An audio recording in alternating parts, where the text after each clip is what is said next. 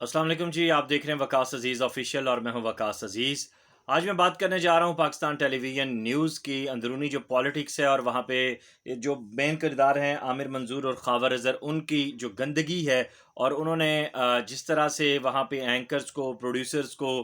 वहाँ पे स्टाफ को, जिस तरह पाकिस्तान टेलीविज़न के जो सीनियर्स हैं उनको जो उन्होंने तंग किया हुआ है, और जिस तरह ख़वातीन को वहाँ पे वो ब्लैकमेल कर रहे हैं, और जो मामलात ज़राए का जो कहना है, जो चीज़ें सामने आ रही हैं उसके मुताबिक। लेकिन उससे पहले मैं गुजारिश करूँगा,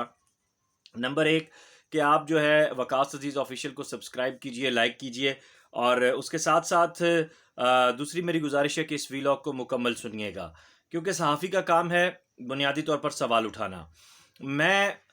तरबियत याफ्ता, मेरे करियर का आगाज़ पाकिस्तान टेलीविज़न से, मेरी मादर इल्मी मेरी सर आँखों पे, और मुझे बेइंतहा मोहब्बत है इस इदारे से। इस इदारे ने अपने आगाज़ से लेकर अब तक पाकिस्तान को और दुनियाए ब्रॉडकास्टिंग को, दुनियाए फ़न को बहुत बड़े-बड़े नाम दिए, जिन पर रहती दुनिया और तारीख़ हमेशा पाकिस्तान के हवाले से, पाकिस्तान टेलीविज़न के हवाले से फ़ख्र करती रहेगी। और दुनिया भर के जो बड़े ब्रॉडकास्टिंग के इदारे हैं, जिसमें बीबीसी है, जिसमें सीएनएन है, जिसमें अल जज़ीरा है, जिसमें प्रेस है, जिसमें स्काई है, और दीगर जो इदारे हैं, वो डीडब्ल्यू को भी आप उसमें इंक्लूड कर सकते हैं, उसमें आप इंडिपेंडेंट को भी इंक्लूड कर सकते हैं। उन इदारों की जब भी बात की जाती थी माजी में, तो पीटीवी उन इदारों के स्टैंडर्ड के मुताबिक आता था, मीटअप करता था। लेकिन क्या वजह हुई कि गुज़िश्ता चंद सालों से पाकिस्तान टेलीविज़न ज़ब्बोहाली का शिकार है, चाहे वो ड्रामा के हवाले से हो, चाहे वो न्यूज़ के हवाले से हो, चाहे वो करंट अफेयर के हवाले से हो। क्या पाकिस्तान टेलीविज़न में जो लोग काम करते हैं वो इतने नाअहल हैं, निकम्मे हैं, निखट्टू हैं? वहाँ के प्रोड्यूसर्स, वहाँ के एंकर्स, वहाँ के आर्टिस्ट, वहाँ पे वॉइस ओवर आर्टिस्ट, वहाँ पे जितने भी काम करने वाले लोग हैं, जब मैं ये सवाल अपने आप से पूछता हूँ, तो 2008-9 से जब मैंने आगाज़ किया था अपने फ़नी सफ़र का, तो उन लोगों को आज जब मैं सीनियर पोजीशंस पर देख रहा हूँ काम करते हुए, तो जवाब आता है बिल्कुल नफ़ी में, नहीं। क्यों? वो बहुत लायक लोग हैं, और उन लोगों ने पाकिस्तान टेलीविज़न की स्क्रीन को, पाकिस्तान टेलीविज़न के न्यूज़ डिपार्टमेंट को, करंट अफेयर डिपार्टमेंट को, स्क्रिप्ट डिपार्टमेंट को हमेशा सँभाला है। इस इदारे की सबसे बड़ी बदकिस्मती पाकिस्तान के दीगर जो इदारे हैं उनकी तरह ये रही है कि ये हमेशा से इसमें पैराशूटर्स उतरते रहे हैं। इसमें हमेशा से जो वुज़रा हैं, इसमें हमेशा से जब हुकूमतें बदलती रही हैं, वो अपने मनपसंद जो प्राइवेट मीडिया के लोग थे उनको लेकर आते रहे। चले, प्राइवेट मीडिया में भी जो काम करने वाले लोग हैं, I am also part of private media, उसमें भी पाकिस्तान टेलीविज़न के ही तरबियत याफ्ता लोग मौजूद हैं, और वहाँ पे भी हमारे दोस्त और सहाफ़ी मौजूद हैं। हम उनको बुरा नहीं कह रहे, लेकिन उनमें कुछ ऐसे सियासत के बहुत करीब और सियासतदानों के मनपसंद लोग आते रहे, और उन्होंने जिस तरह इस इदारे को उजाड़ खाया, और जो इस इदारे का हकीकी टैलेंट था उसको ऐसे बर्बाद किया कि जैसे दीमक या जोंक चिमड़ जाती है। सो सबसे पहले तो मैं मुबारकबाद दूंगा शिबली फराज साहब को। सबसे पहले मैं मुबारकबाद दूंगा आसिम सलीम बाजवा साहब को कि उन्होंने इंतहाई अहम जिम्मेदारियां उनको मिली, और बहुत खुशाइंद मैं समझता हूं उनकी इन जिम्मेदारियों को, पाकिस्तान के मीडिया के लिए, पाकिस्तान के टेलीविज़न के लिए, पाकिस्तान पीटीवी के लिए, पाकिस्तान के रेडियो के लिए, पीबीसी के लिए। और जिस तरह ज़राए का ये कहना है कि अरशद ख़ान, जिनका पिछला दौर बहुत अच्छा समझा जाता है, और मैं ख़ुद उन्हें बहुत थारो जेंटलमैन समझता था, जो हमारे हल्का अहबाब में उनका तज़किरा होता था तो बड़े अच्छे अल्फाज में उन्हें याद किया जाता था। लेकिन ये दौर जिस तरह से उन्होंने डील किया सियासतदानों के साथ, जो मामलात रहे इमरान खान साहब के साथ, उनके जो मामलात हैं वो अपनी जगह, मैं ये देख रहा हूँ कि बतौर चेयरमैन पीटीवी उन्होंने क्या किया। बज़ाहिर तो यूँ लगता है कि जैसे उन्होंने ये पोज़ किया हुआ है कि वो एक बस रस्मन उन्होंने ये ओहदा रखा हुआ है, और उनका किसी किस्म के किसी फ़ैसले में कोई ताल्लुक़ नहीं है, कोई मामला नहीं है। लेकिन जो डमी और जो पपेट्स उन्होंने अपने आगे लाकर बिठाए हुए हैं, बज़ाते ख़ुद वो सारे लोग उनके आगे हाथ बांध कर खड़े होते हैं, और उनकी मर्ज़ी के बगैर कोई फ़ैसला नहीं होता।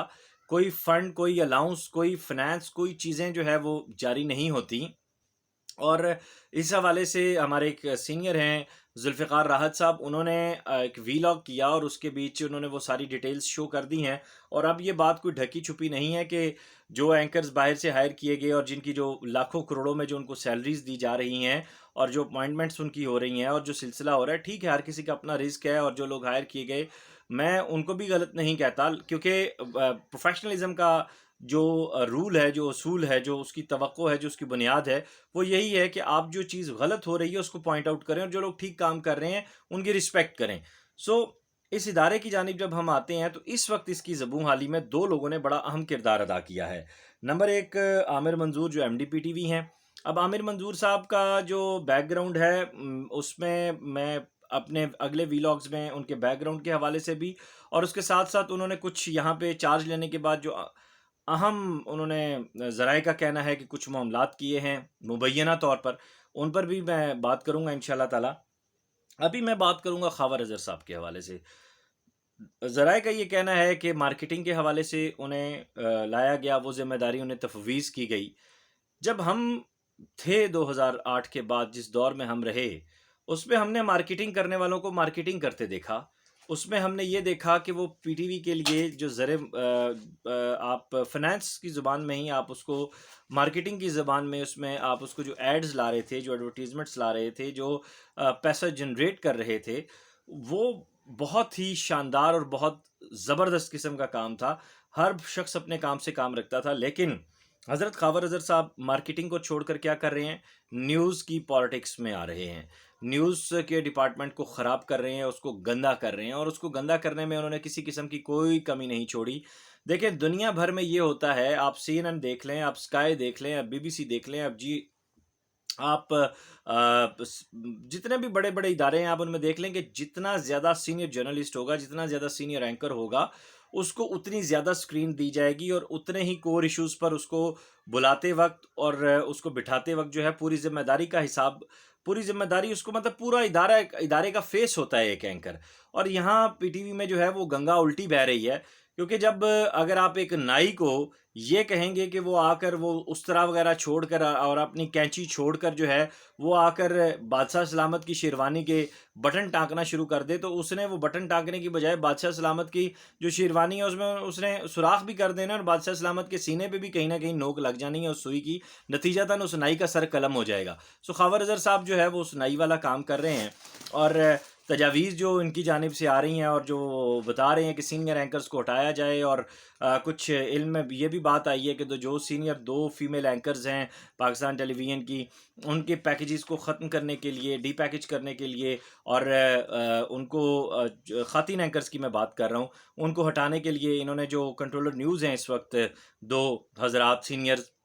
ان کے اوپر بہت زور ڈالا ہے، پریشر ڈالا ہے، اور ان سینئرز نے کہا جی کہ ہم اپنے ہاتھوں کسی کی نوکری ختم نہیں کر سکتے. اور یہ بات بالکل درست ہے کہ ان سینئرز نے یہ درست بات کی. اور ویسے میں کس کیپیسٹی میں خاور اظہر صاحب یہ سارا شور و غوغا کر رہے ہیں اور یہ ساری سیاست کر رہے ہیں، یہ سمجھ سے بالا تر ہے. اور کس کیپیسٹی میں وہ ڈی نوٹیفائی کرنے کی بات کریں؟ آیا ان فیمیل اینکرز نے آپ کی جائز ناجائز خواہشات کو پورا کرنے سے انکار کیا ہے، یا آپ ایسی لڑکیاں لا کر بٹھانا چاہ رہے ہیں جو آپ کی جائز ناجائز خواہشات کو پورا کر رہی ہیں؟ یہ آپ کے اوپر ڈیپینڈ کرتا ہے. اور میرے خیال سے جو ہائرنگ اتھارٹیز ہیں، جو اعلیٰ اتھارٹیز ہیں، ان کو اس حوالے سے نوٹس لینا چاہیے، ان کو اس حوالے سے دیکھنا چاہیے کہ ایک شخص جس کو مارکیٹنگ کا کہا گیا ہے، اور آپ اس کے دور مارکیٹنگ میں پی ٹی وی نے کتنا زر مبادلہ پی ٹی وی نے کتنا فائنانس جنریٹ کیا، پی ٹی وی نے جو ہے کتنے فنڈز جنریٹ کیے، کتنے پروگرامز سیل ہوئے، کتنے جو آپ کی پروگرامز کی ریٹنگز کے حوالے سے بھی آپ کے پاس جو ہے ایڈز آئے. یہ ساری چیزیں جو ہیں خاور اظہر صاحب سے پوچھنی چاہیے، نہ کہ وہ فیمیل اینکرز کو ڈی نوٹیفائی کروائیں، ڈی پیکیج کروائیں، اور اپنی مرضی کی اینکرز جی 15 اور اس میں خوبصورت بات یہ کریں جی کہ ہم ڈیلی ویجز پہ لا کر بٹھا دیں گے. مطلب یہ پی ٹی وی کے لیے شرم کا مقام ہے، انتہائی شرم کا مقام ہے. اور پی ٹی وی میں جو اس وقت نام نہاد مینجمنٹ لا کر بٹھا دی ہے، اس کے لیے ڈوب مرنے کا مقام ہے کہ آپ ایک ایسا ادارہ جو پوری دنیا میں بھارت کے دوردرشن کو کمپیٹ کر رہا ہے، جو آپ کے جو آپ کا آپ کے کمپینینز ہیں، اور آپ کے برابر کے جو لوگ ہیں، آپ کے مقابلہ بازی کا رجحان جہاں پہ آ رہا ہے، اس کے مقابلے میں اس کے اینکرز جو ہیں اپنی تمام تر صلاحیتیں صرف کر رہے ہیں، اپنی زندگیاں صرف کر رہے ہیں، اپنی توانائیاں صرف کر رہے ہیں، اور آپ ان لوگوں کو دہاڑی پر لا رہے ہیں. مجھے ایک بات بتائیں، ایک اینکر جس کا تجربہ 10 سال کا، فار ایگزامپل میرا تجربہ 13 سال کا ہے، آپ مجھے دہاڑی پہ لانا چاہ رہے ہیں اور آپ نے مجھے ویسے پیکیج 1.5 लाख دیا ہوا ہے. آپ ڈیلی ویجز پر اگر مجھے لائیں گے تو میری ڈیلی ویج کم از کم 5 سے 7 ہزار روپے ایک دن بنتی ہے. اور پھر یہ بھی میں نے کم سے کم بتایا ہے. زیادہ اگر میں بات کروں تو دنیا بھر میں جہاں پہ بھی 10 سال سے زائد کا ایکسپیرینس ہے وہاں پہ $300 پر ڈے بنتا ہے. پھر خود حساب لگا لیں کہ بات کہاں پہ جاتی ہے. 200 سے لے کے $300 کے درمیان پر ڈے ویج آتا ہے میڈیا انڈسٹری میں. آپ انٹرنیشنل رولز کو اگر فالو کریں. نمبر 1 بات آ گئی سامنے. آپ پھر کہاں پہ سٹینڈ کرتے ہیں. نمبر 2، ہر ادارہ، ہر چینل جب اپنے اینکرز کو ٹرین کرتا ہے تو وہ اس کا ایسٹ ہوتا ہے، وہ ان کو ضائع نہیں کرتا. آپ ان اینکرز کو سائڈ پہ کر رہے ہیں اور وہ کل کے بچے کیا وہ حکومتی پالیسی سے آگاہ ہیں؟ آپ کو پتا ہے کہ اس وقت پاکستان کو سی پیک کے بعد انٹرنیشنل کتنے چیلنجز کا سامنا کرنا پڑ رہا ہے. آپ کا وہ اینکر جو پچھلے 4 سال سے سی پیک کو کور کر رہا ہے، اس کے اوپر رپورٹ کر رہا ہے، اس کے اوپر لائیو جا رہا ہے، اس پہ بیپر لے رہا ہے، اس پہ بیپر دے رہا ہے. ایک نیا اینکر آ کے بیٹھے گا جس کو تلفظ کا نہیں پتا، جس کو سوال کرنے کا نہیں پتا، جس کو بات کرنے کا نہیں پتا. اب وہ اگر وہاں پہ آپ کی قومی سلامتی کے جو معاملات ہیں، آپ کی جو نیشنل کور ایشوز ہیں، ان کو اگر وہ ڈی ٹریک کر جائے گا تو پھر اس کا نزلہ کس کے اوپر گرے گا؟ آپ کی سکرین بارہا اس سے پہلے ماضی میں ہو چکا ہے کہ چھوٹی سی غلطی ہوتی ہے اور پھر اس کے بعد آپ ڈائریکٹر نیوز سے لے کر اوپر نیچے پوری ٹیم کو جو ہے اب آپ اکھاڑ پچھاڑ کے رکھ دیتے ہیں. کیا آپ نئے اینکرز کے ہاتھ میں دے سکتے ہیں؟ میں نئے اینکرز کے حق میں ان کے مخالف میں نہیں میں بات کر رہا. ان کو ضرور موقع ملنا چاہیے، لیکن گریجولی ایسی پلاننگ ہونی چاہیے، ایسا رویہ سامنے آنا چاہیے، ایسے طریقہ کار سے ان کو ان کرنا چاہیے کہ وہ سٹیپ بائی سٹیپ. مجھے ابھی بھی یاد ہے مجھے نائٹ میں ان کیا گیا، اس کے بعد پہلے مجھے سپورٹس کی نیوز دی گئی، پھر ویدر، پھر اس کے بعد میں ایک بلیٹن میں آیا، دوسرے میں آیا. آتے آتے گریجولی ایک تربیت کا عمل مکمل ہوا اور پھر مین سٹریم میں آ کر بیٹھا. آج میں پوری تکلیف کے ساتھ بول رہا ہوں کہ میں آج سکرین پہ جن نئے لڑکوں کو بولتے ہوئے دیکھتا ہوں، یہ لڑکیوں کو تلفظ کی تو وہ ماں بہن ایک کرتے ہی کرتے ہیں، اس کے ساتھ ساتھ انہیں کور ایشوز کا پتہ بھی نہیں ہے.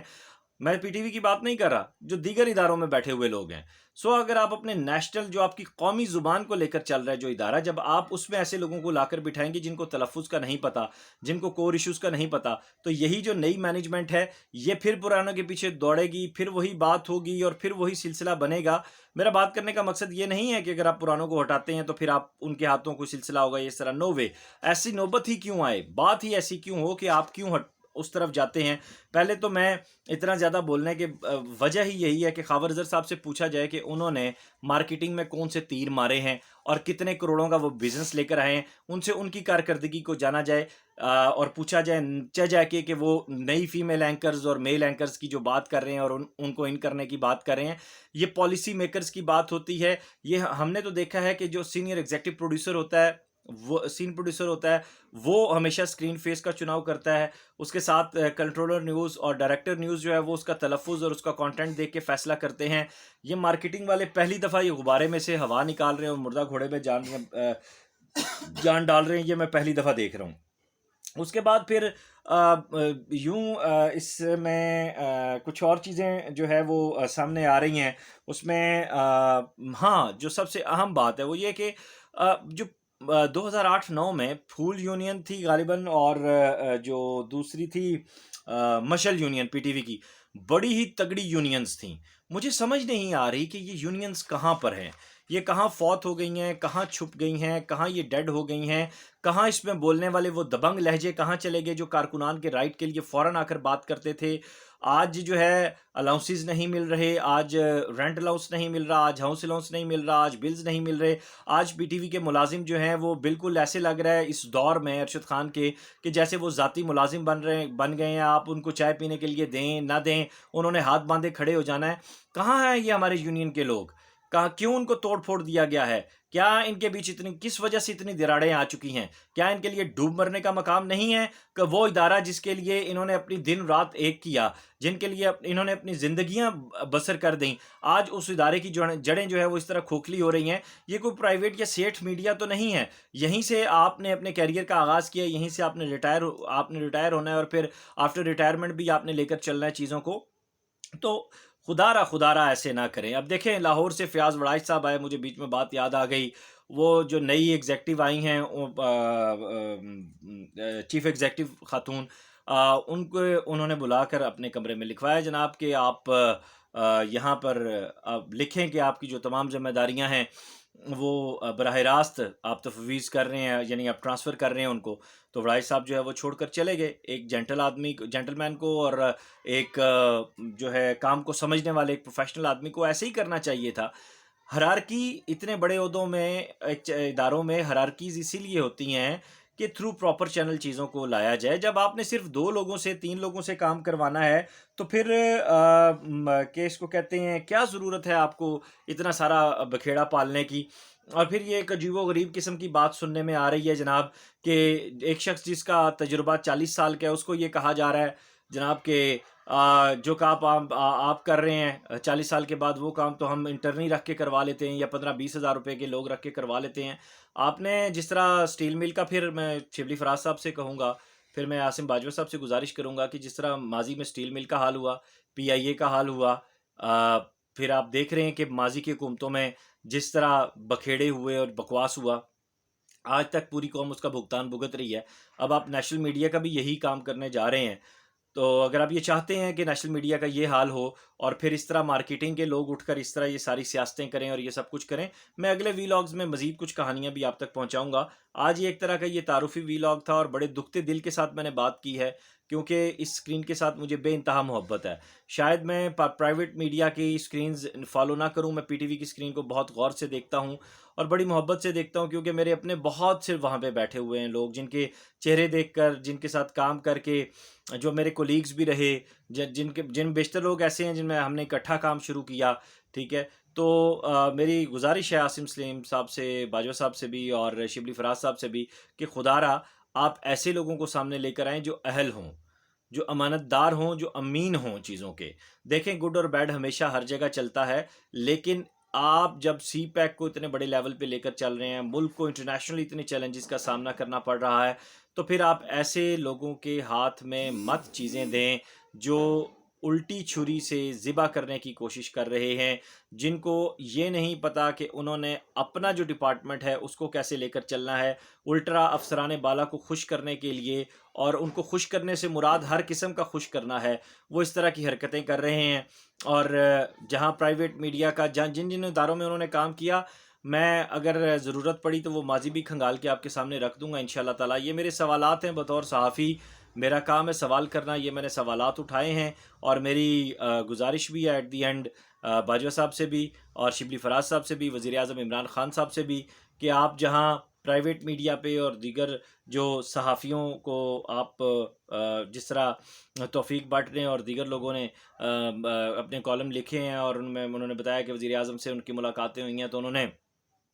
کلیئر کٹ کہا جی کہ فلانے اینکر کے اتنے پیسے کہاں سے آئے ہیں اور یہ کہاں سے آیا ہے۔ تو اگر آپ ان چیزوں سے بچنا چاہتے ہیں اور آپ چاہتے ہیں کہ غیر جانبدارانہ صحافت اور پاکستان کا انٹرنیشنل میڈیا میں ایک پاکستانی میڈیا کا وقار بن سکے، تو خدارا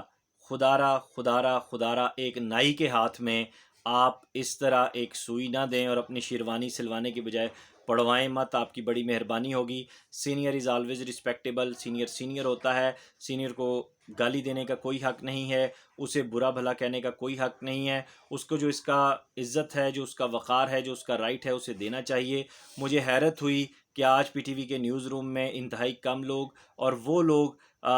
جو انتہائی پریشانی کی حالت میں نہ صرف اپنی جاب کو سیکیور کر رہے ہیں، بلکہ جو باقی لوگ ہیں ان کو بھی سیکیور کرنے کی کوشش کر رہے ہیں۔ آپ نے ایسے درندے، بھیڑیے، یزید کیوں آپ نے جو ہے اس ادارے میں لا کر رکھ دیے ہیں؟ میں بہت